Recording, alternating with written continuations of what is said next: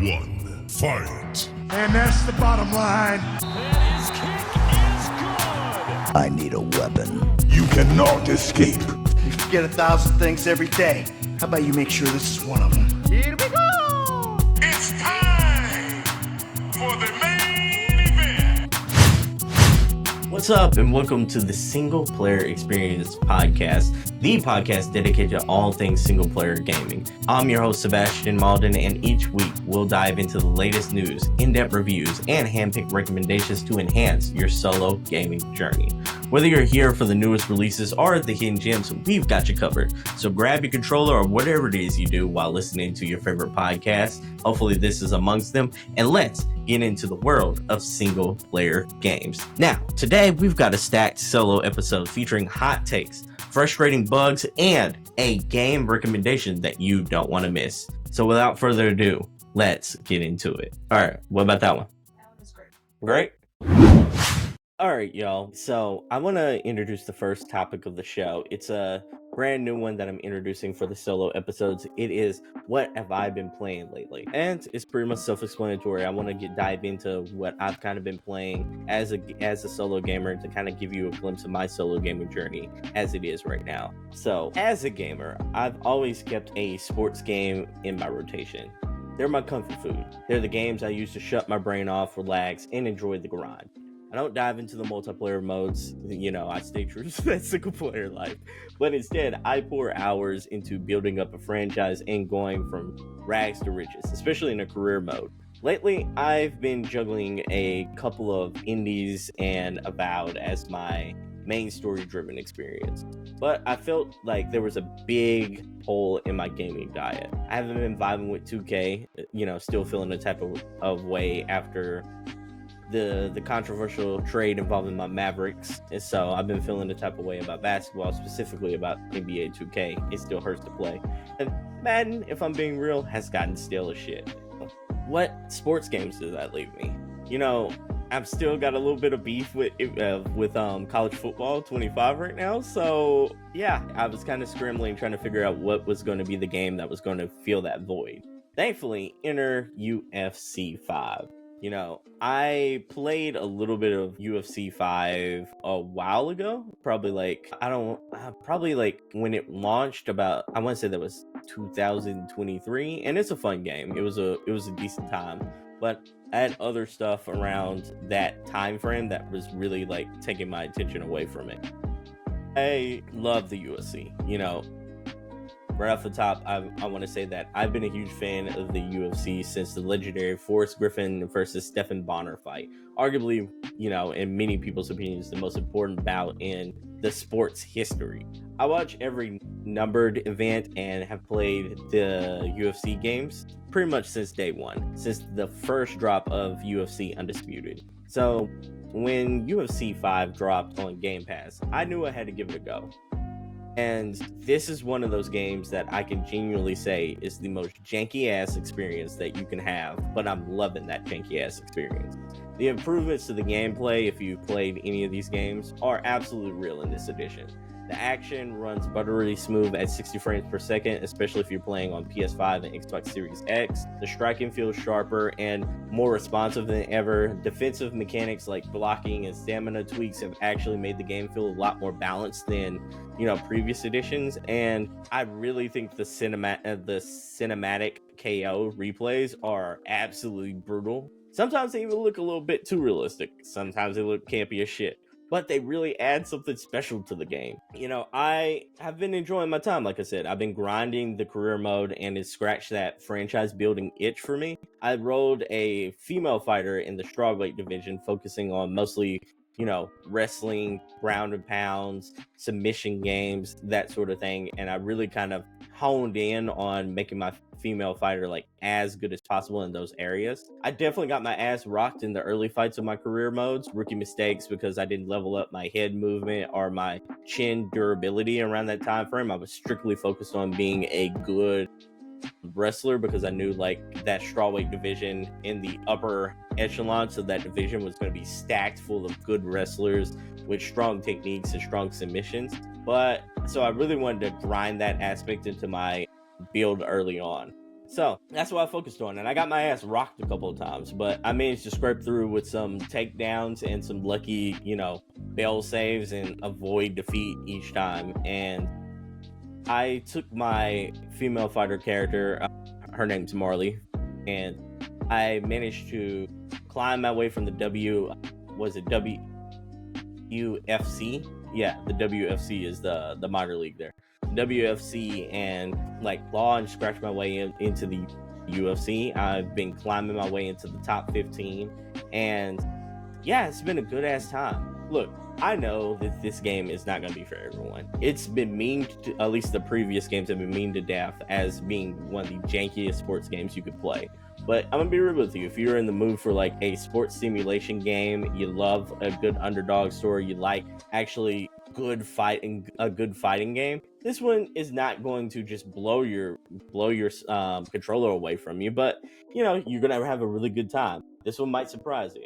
I'm personally having a blast with it. So yeah, that's kind of what I've been playing lately outside of Avowed and some indie games there.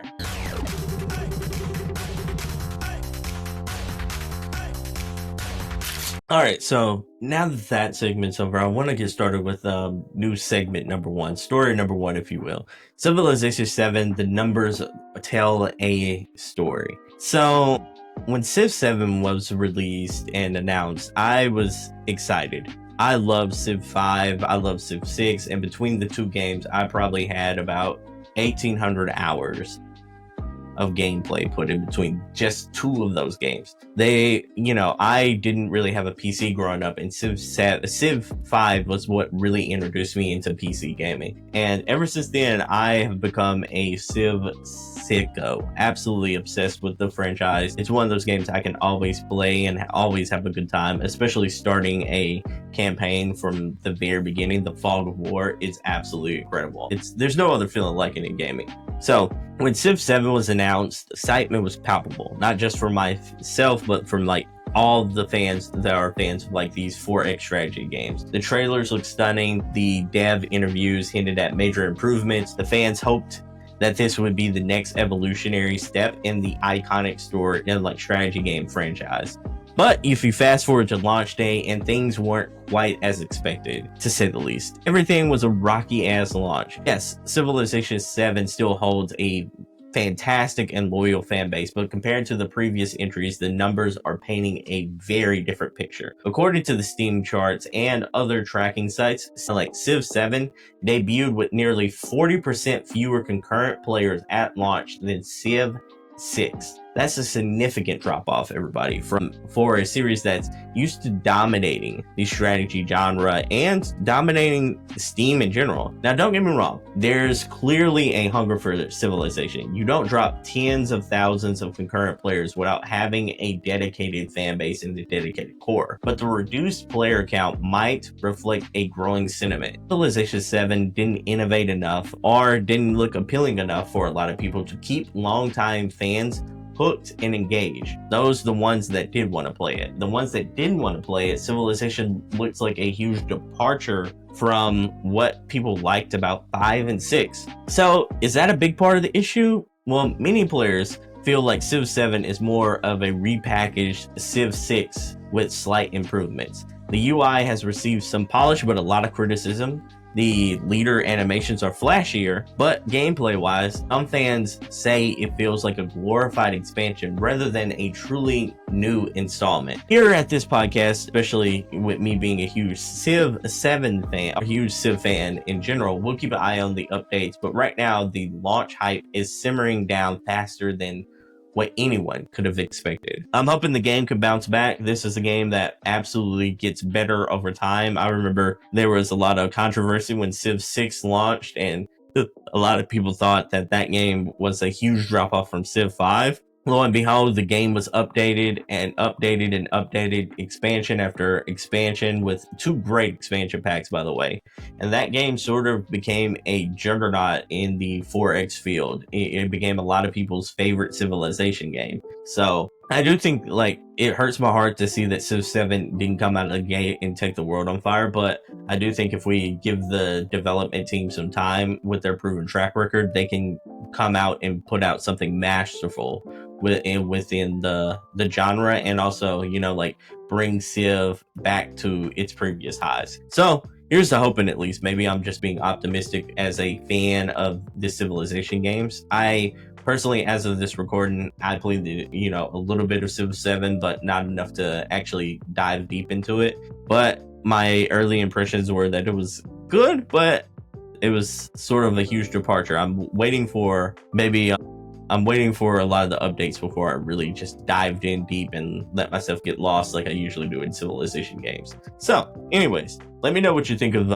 Civilization 7, if you played it or not. Let me know if you're waiting for a sale, and let me know what you think of the story below. You can do so in the comments, or send me a DM on or send me a message on what you think in my socials in the links in the episode. So yeah, let me know what you think. Mission complete.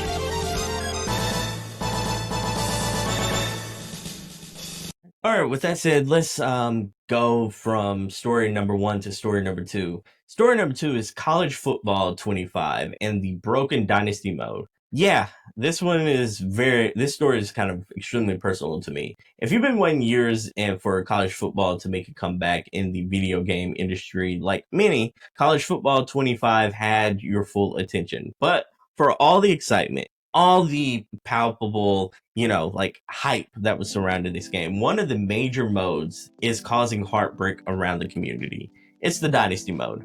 Let me paint you the picture, all right? So, you spend hours after hours after hours crafting your team, building your legacies, recruiting people that you kind of get invested in. You build your program out. You go from a lowly school that probably has no business sniffing the championship to at least making it into the playoffs. Sometimes you might make it to the conference championship. Sometimes you might make it to go ahead and get invited to the national championship. This was my journey.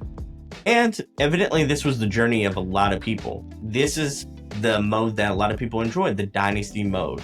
It was kind of one of the modes that was touted out to be a fan favorite. So everything was going good. A lot of people got the game. A lot of people enjoyed it. A lot of people got to enjoy the Dynasty Mode.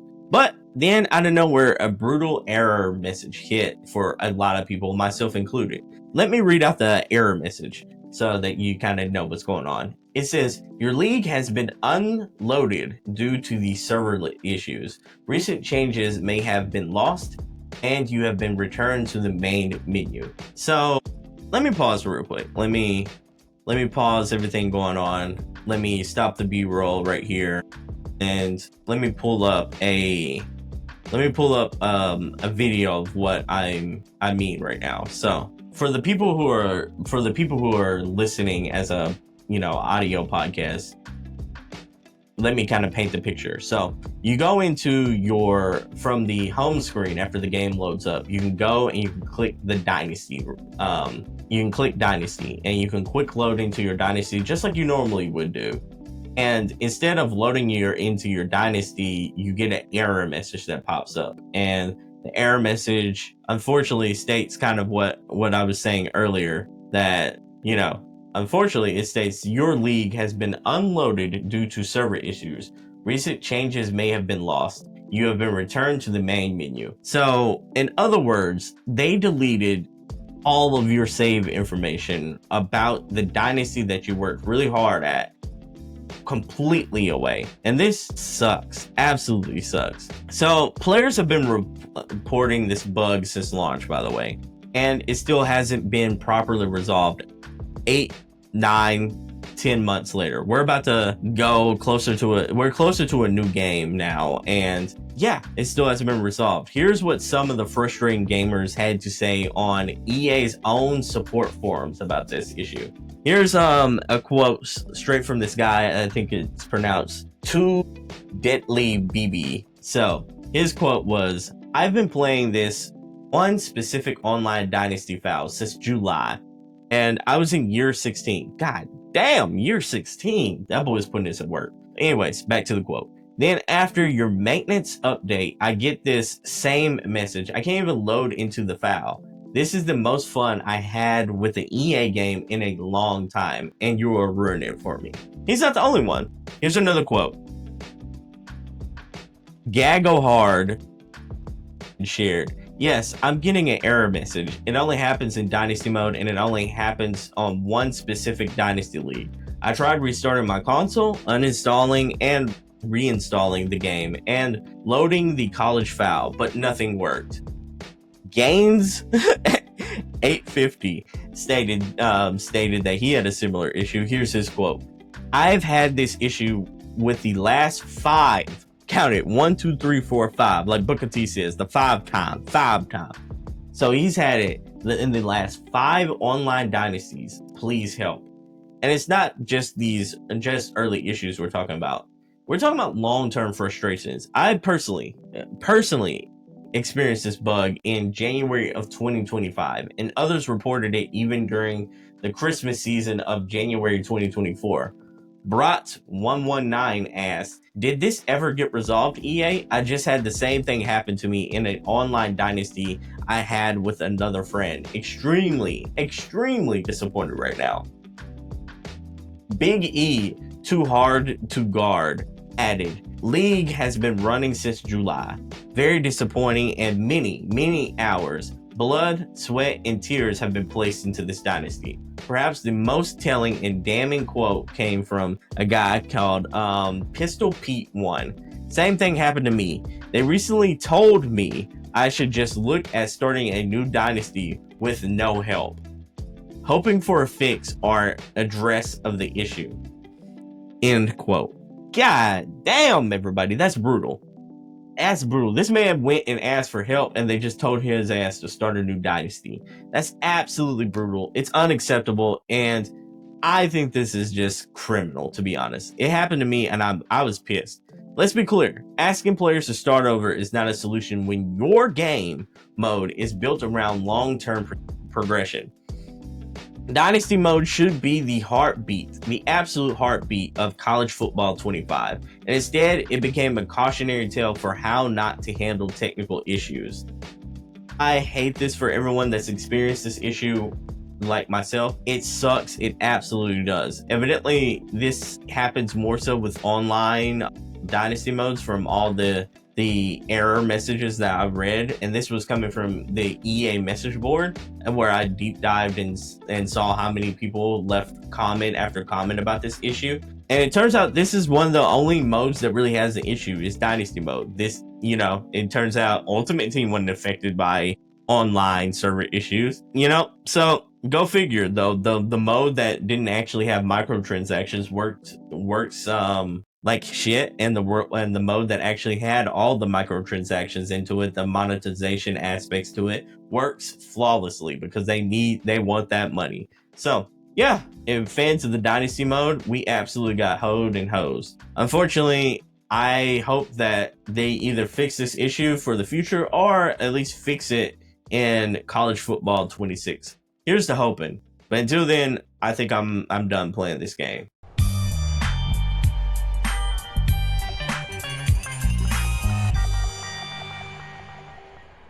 Alright, so with that said, let's continue on with story number 3. Assassin's Creed Shadows just dropped. All the reviews for it just dropped. Is Assassin's Creed losing its edge, or is this the best installment ever? Let's talk about it, everybody. So, when Assassin's Creed was first teased, had the internet absolutely buzzing. A Japan setting, 2 playable protagonists, a return to stealth. It sounded like a dream come true for long-term fans of the franchise. But now that reviews are out, the story isn't quite as polished as the katana combat.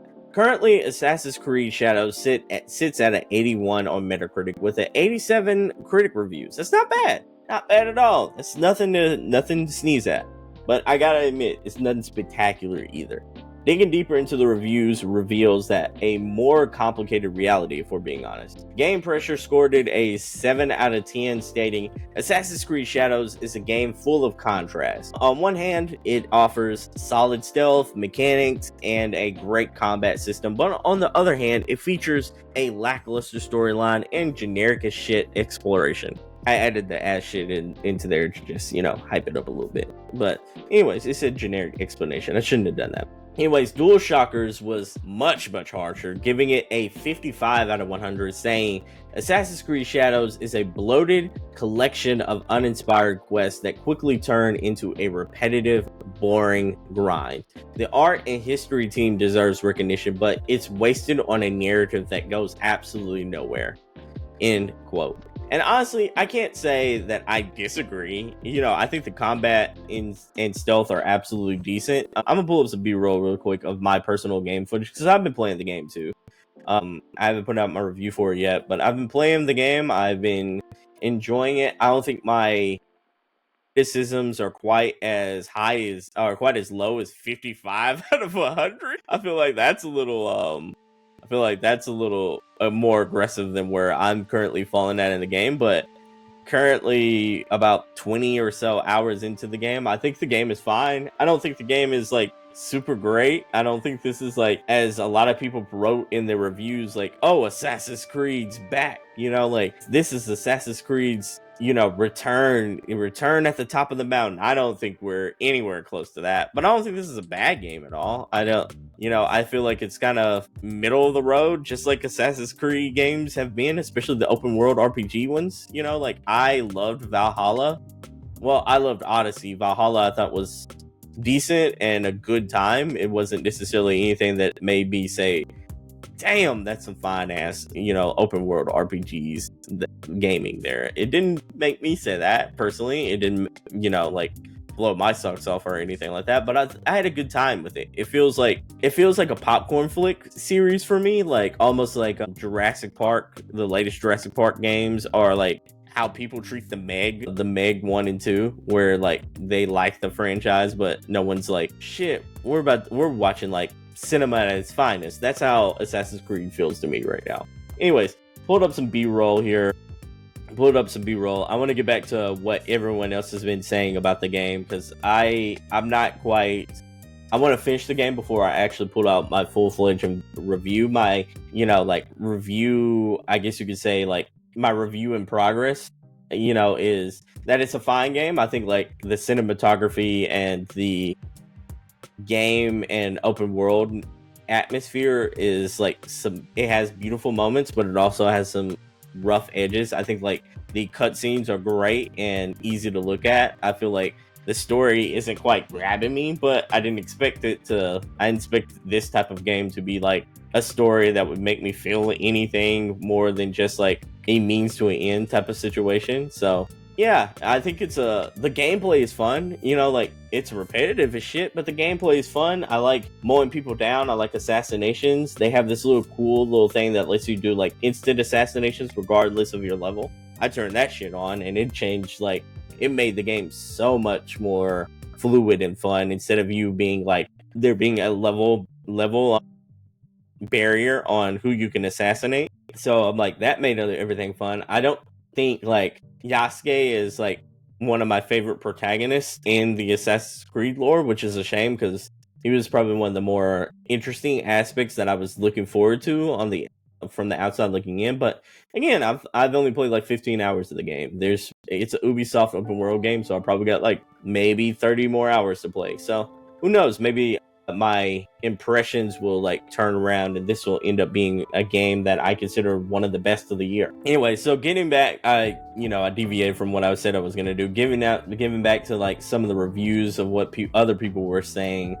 Let me pull it up here because some people had some really glowing things to say about the game. Let me see. Okay, so here's some good reviews. I'm gonna read out some. Gaming Trend gave this a 10 out of 10, and here's me reading it out for you.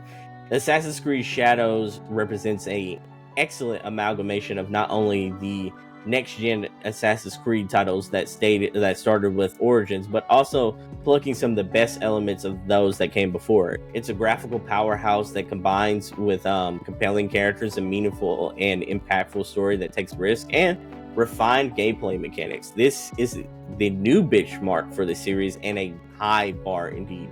That's a 10 out of 10, everybody. So they gave it a really good score. IGN, one of the big dogs in the industry, gave this an 8 out of 10, saying Assassin's Creed Shadows takes a flashing blade to the series' established norms, trimming them more to a precise form in lieu of chopping them down outright. This isn't the Assassin's Creed that will change the mind of the folks that never connected with the series before, but for those of us with lots of hours logged into the Animus, the sum of the Shadows parts provides a refreshing realignment of the series that you should not skip. So that's a glowing recommendation. They gave it an 8 out of 10. I'm gonna see if I can find another review right here. Push Square, Push Square, credible source there. That the Push Square's reviewer gave it an 8 out of 10 as well. They wrote, while Assassin's Creed Shadows is unlikely to win over those who struggled to push through Odyssey or Valhalla, this is one of the strongest overall entries in the series, and arguably the best open world RPG bunch. The storytelling is largely fantastic, and the main characters are deeply likable, and the open world itself is a thing of beauty.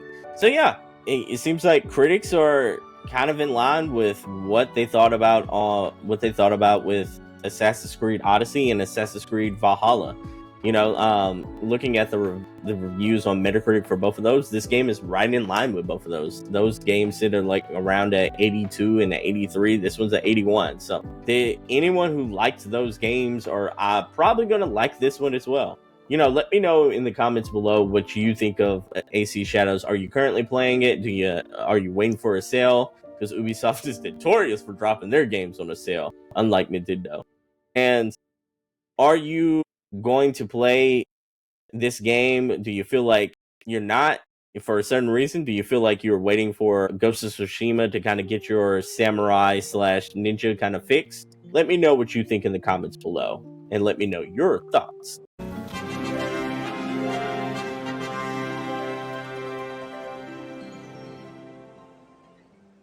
All right, everybody. So with topic 1, 2, and 3 out of the way, it's time for my favorite part of the show, and that is the video game recommendation of the week. I love this part. I really do. So now let's get into it. The game that I would recommend to y'all this week is called Mark of the Deep. I don't know if y'all knew about this game, because I damn sure didn't. I only knew about it from the trailer, which immediately gave me strong Hades meets Death Door kind of vibes. I love those games, by the way. Those are my 2 favorite indie games of the last 5 to 7 years. Absolutely love those. So I was eager to see if this one kind of could live up to the same high as those standards, which is a very high as bar. Anyways, so let's talk about it. Mark of the Deep is a gritty and gorgeous indie title that kind of blends the tight and challenging combat of the Souls-like games with the exploration-focused design of the classic Metroidvanias. If you're watching this podcast, there's a B-roll footage of the game, by the way, so you can kind of see what I'm kind of talking about and illustrating and see if this game is for you. If you're not, go check out. If you're listening to this podcast, mark of the Deep in your notes in your phone or something like that if this game sounds intriguing to you. So imagine if Hades, Death's Door, and Tunic had a deep sea cursed pirate cousin, and that energy basically is Mark of the Deep. That's what Mark of the Deep brings to the table. The game emphasizes methodical combat, sharp enemy design, and I'm talking about stunning as handcrafted environments that breathe life into its world. So in this game, you'll be dodging, doing timing attacks, you'll be reading enemy patterns just like Souls veterans do. But all the while you're exploring eerie shipwrecks and frozen peaks with actual magnificent visual flair with them. So let me give you the final pitch. Who's this game for? If you enjoy tough but fair combat, love uncovering secrets in a non-linear map, and really appreciate strong indie art styles, this game is for you. If you really liked and loved games like Death's Door, Hollow Knight, Bastion, and Salt and Sanctuary, this game is for you. Anyone itching for an indie game that kind of leans on skill and precision and, will really kick your teeth in, this game is for you. Also, if you love a baby mode, this game is for you as well, because you can turn on God mode, which basically prevents your character from getting damaged at all. So you can still play the game, you can still have fun, you just won't take any damage. So if you like that, if you like that type of appeal, if you think a game like Death's Door, or you really dug a game like Death's Door, or really wanted to check out Death's Door but never really got a chance to do so, this game is probably going to be up your alley for you as well. For the people who do kind of want to check this game out, let me tell you what platforms it's for. It's for PS5, Nintendo Switch, PS4, Xbox One, Xbox Series X and X, and PC. It might be out on like Switch by the time this is published. Who knows? I kind of hope so, because this feels like a perfect handheld game. I played this bad boy in the Steam Deck, and it was absolutely incredible on that device. It feels like it's right at home on a Steam Deck, and it really feels like something that could have been made in like that the PlayStation Vita type of era. And yeah, this game absolutely kicks ass. I give this game a 7 out of 10. You can find my written review of it on the singleplayerexperience.com. Just search like singleplayerexperience.com, or search Mark of the Deep reviews. I think I'm pretty high up there on that. So I don't think this game breaks any new grounds, but it's a solid adventure, and it's well worth the dive, especially if you like Death's Door, if you like Hades, if you like indie games that really have like a cool aura behind them, and you like indie games that have like a Metroidvania feel with a bit of that action hack and slash kind of adventure. Definitely check this one out. Everybody, it's called Mark of the Deep. You will not be disappointed. The game absolutely slaps. Alrighty then, that's going to do it for this solo episode of the Single Player Experience podcast. What did you think of Civ 7's reception? Did it surprise you? Are you going to check out Civ 7, or are you going to wait for an update like a lot of people are, myself included? Are you dealing with college football 25's drama regarding its Dynasty bug? If you're not, I salute you. I hope you're having a good ass time with the game. The game's fun. Me myself, while this problem still persists, I don't want to start a whole another Dynasty, get attached to everything going on, and have to restart over again. Until it's fixed, I probably won't be playing college football 25, which is a damn shame, because it was my favorite sports game of 2024. Also, will you be picking up Mark of the Deep? This is a really cool indie game. I ranted and raved about that for way too damn long. Thank you for bearing with me if you hung around to the end of the episode. So I'm like, if you do want to check that game out, definitely go look up Mark of the Deep. I think it's on all platforms. So check that one out. Let me know in the comments below if you do or not. I always love when I recommend games and people check them out and they say like, shit, like this game is really cool. This game was meant for me. So let me know if you do check it out. Hit your boy up on all the socials, by the way, or visit thesingleplayerexperience.com to read full video game reviews, listen to past episodes of the podcast, or just get recommended games that I think you should check out. Anyways, until next time, keep gaming, stay safe, and remember, play what you love out there. Peace, everybody.